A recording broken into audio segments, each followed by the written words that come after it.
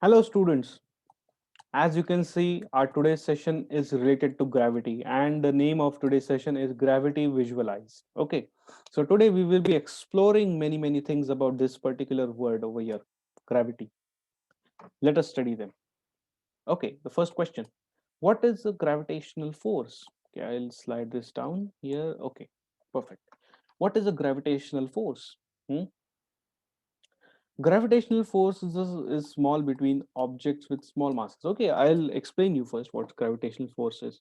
See, gravitational force is that force which is present in the entire universe and is defined like every object another attracts every another object with a very small force, and that force is called gravitational force. Okay, and gravitational force is small with objects with smaller masses. Okay, you can see the size of the balls here. The smaller size of ball represents smaller mass, larger size of the ball represent larger mass. So gravitational force is small between objects with small masses. Then gravitational force is larger between the objects with larger masses. Greater mass means greater gravitational force. And if the distance between the two objects is increased, the gravitational force is reduced. Okay, gravitational force is less when we increase the distance between the two objects.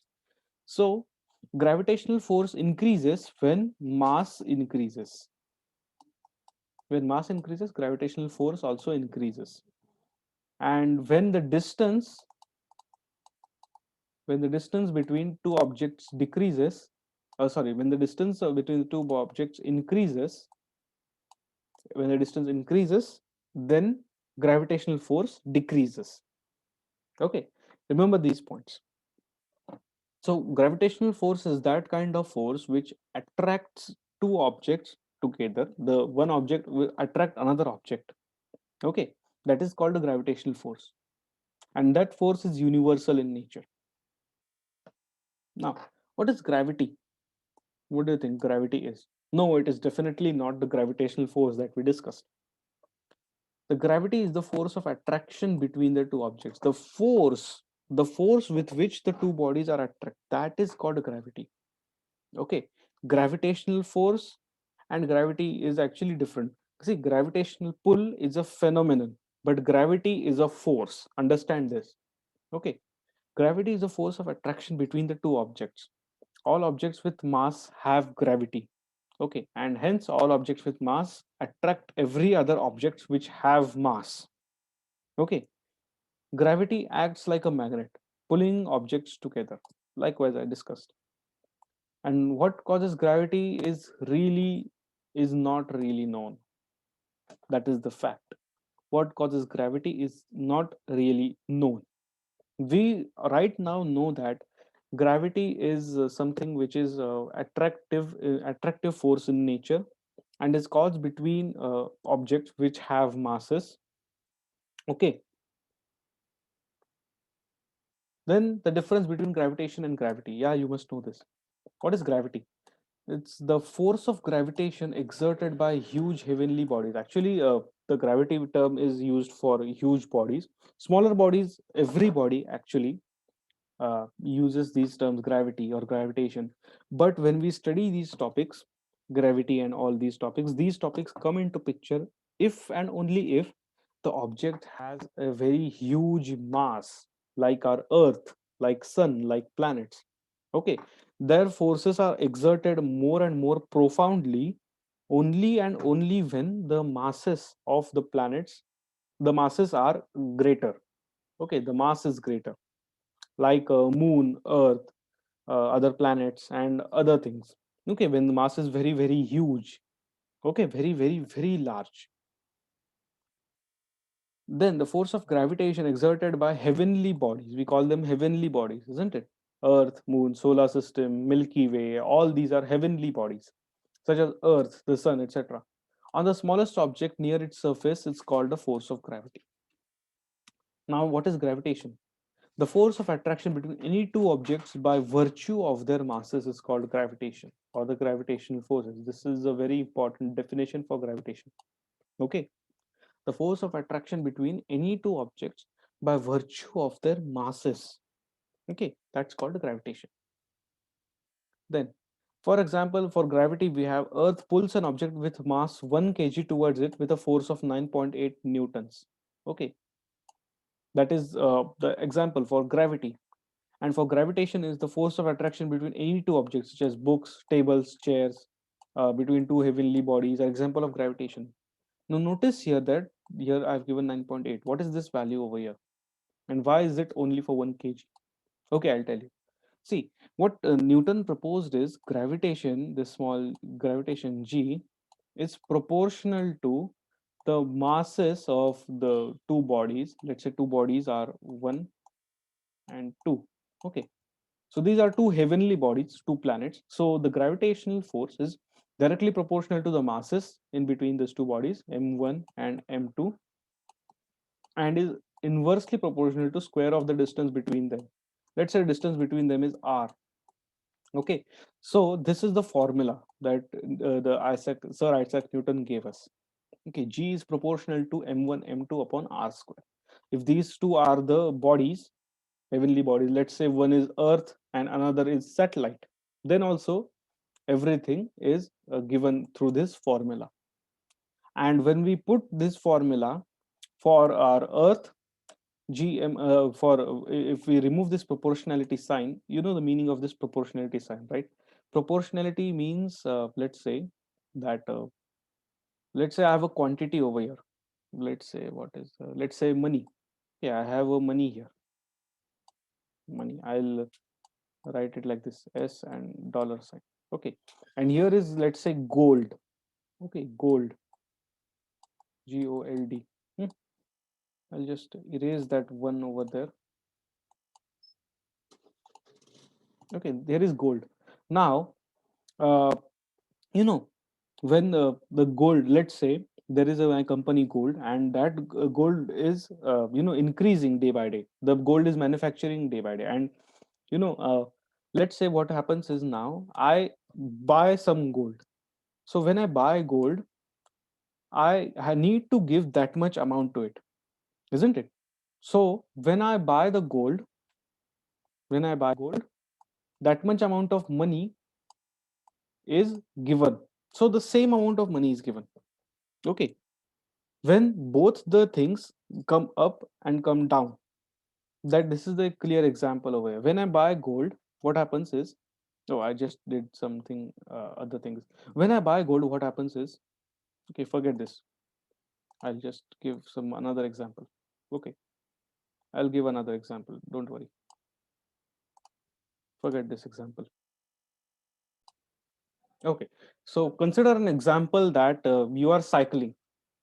Okay, you are cycling and you are accelerating. Now you are increasing your speed. So as you increase your speed, the pedaling speed, your bicycle accelerates. That time, okay, the acceleration and speed both are increasing. Okay, that means they are directly proportional. When both the quantities are increased simultaneously, that is called direct proportional. Okay, now the inverse proportional means when one quantity increases and another decreases. That is called inverse proportionality. Over here, you can see gravitational is directly proportional to the masses. That means gravitational force will increase if the mass of the objects increases. That is directly proportional relation. And inversely proportional means that when gravitational increases, this particular term, the term in denominator, will decrease. Okay, that is inverse proportional relation. Or if this portion, the denominator term increases, then the gravitation decreases. Okay, so there is ulta relation, opposite relation, totally opposite relation. So the gravity, okay, between these two, let's say, planets over here is dependent on the mass of the planet m1 m2, is directly related to the masses of the planet. Okay, and the inversely proportional to square of the distance between them. Okay, that is the gravity. And masses m1 and m2 are directly related. It means gravitational force goes on increasing as the masses of these planets go on increasing, and the gravitational force goes on decreasing as the distance between them goes on increasing. Okay, keep this in mind. Direct and inverse relation. Read more about this direct and inverse relation. Okay, read from books, read from internet, from anywhere, but make these concepts more and more clear. Okay, now there are some STEM cards: science, technology, engineering, mathematics, and there are some materials required for the practical. Okay, this is a practical cards actually. These give you another insight into this sessions. So we will perform a practical. So for this practical, you will need a bucket, a big cloth, a rope, a cricket ball or a heavy ball, and small crystal balls. Okay, and let's see the procedure. First is place the cloth on the open mouth of bucket and tie it on the outside with the help of the rope. Okay, you will tie it at the end of the rope. Let's say this is my bucket. We are like this. This is a bucket. Okay, and for this bucket you will keep cloth over here like this, and you will tie that cloth. You will keep that cloth at its open mouth, and you will tie it at the middle. Then what you should do is place a cricket ball on the cloth and gently push a crystal ball in circular fashion around the cricket ball. So if you see this from the top, okay, from the top you will see it is a circle, isn't it? You will see this as a circle from top, isn't it? So in the middle over here, you need to keep a cricket ball or a heavy ball. Okay, and here what you will do is you will push the small crystal balls in circular fashion. Okay, just push it from here. Just throw them in circular fashion and make a note of observation. Okay, uh, push a crystal ball, one crystal ball in circular fashion. Next, set two crystal balls in circular path around the cricket ball and observe them very, very carefully. So initially, you have thrown here one crystal ball, but now you will throw two crystal balls around the cricket ball and observe them carefully. Now, then push 7 to 8 crystal balls in circular path around the cricket ball and make the note of your observations. This is very, very, very interesting experiment. Okay, it will tell you. Okay, it will tell you how our solar system works.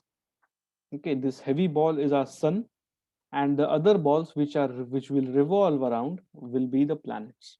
Okay, very interesting experiment. You must do it. Okay. Then there are some notes. First note: the force that exists between any two objects in the universe is called gravitational force. Yes, we discussed it.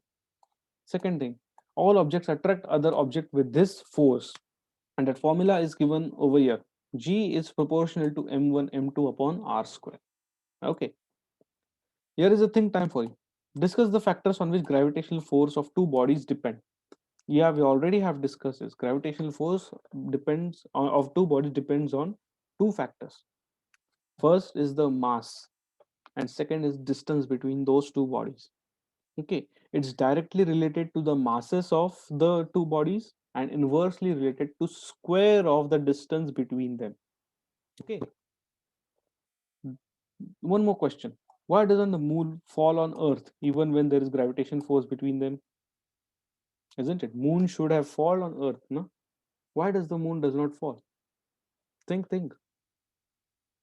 It's because of one fact that moon is revolving around us. Okay, it is revolving around us with a specific speed. So that speed of revolution does not let that moon fall on earth. Understood? That balances the gravitational force, the weight of the moon, the gravitational force of the earth and moon is balanced by the rotational speed of the moon. Okay, that is why the moon does not fall on earth. Okay, so this is all for this session. I hope you like it. Thank you.